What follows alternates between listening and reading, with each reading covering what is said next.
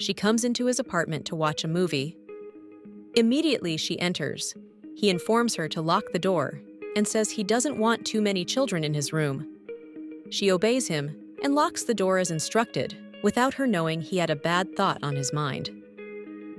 After a few minutes of her sitting watching the movie, he moves close to her side and starts touching her. She can't do anything. She just keeps her eyes fixed on the television, but she was surprised and scared, and he then tries to kiss her, but she pushed him away and was about to move out of his room. He grabs her and holds her on the neck and says, "If you dare shout, I will kill you." She obeys and keeps quiet. Then he drags her to his bed and gets on top of her, then begins to touch all her private parts and kiss her. She closes her eyes in tears, hoping it was a dream. He then raises her gown up and removes her undies, and he forcefully enters her. She feels sharp pains in her lower region.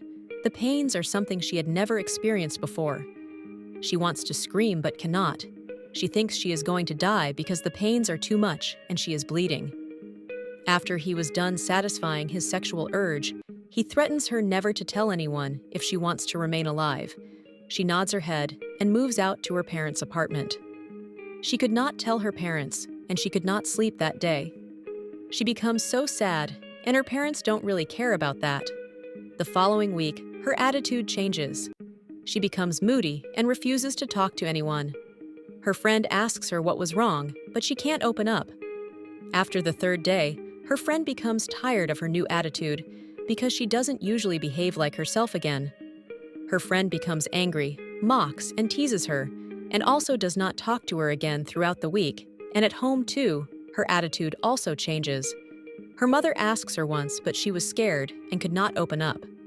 Her mother calls her names thinking she is pretending to be sick, so as not to go on errands. She is very depressed. The following weekend, she is being raped again by the same guy. He calls her to go on an errand for him and gives her money in the presence of her mom. She doesn't want to collect the money, but the look on her mother's face makes her go on the errand. The guy goes inside, waiting for her to come back. Immediately she enters. The guy locks the door by himself and stands by her side. He uses his cold hands to touch and caress her thigh, with his eyes filled with lust. She begs him, but all falls on deaf ears. He uses force. She struggles with him, but all to no avail. After a few minutes, he is done. He rolls over her and lays next to her and threatens her again, and she later leaves his room. Immediately, she moves out. She goes to her parents' apartment and moves straight to her room. She cries and cries. When it was dinner time, her mom comes to call her, but gets no reply from her. She leaves her alone because she is angry with her recent change of attitude. Her mother stands by her door and says, "When you are finally ready to eat, go to the kitchen and carry your food." She cries more and more and cannot sleep. In the middle of the night, she goes to the kitchen, picks a knife and stabs herself. Her parent hears her screams, and they both rush to the kitchen only to see that she is between life and death. She tells them that she was raped by their neighbor, and she dies immediately.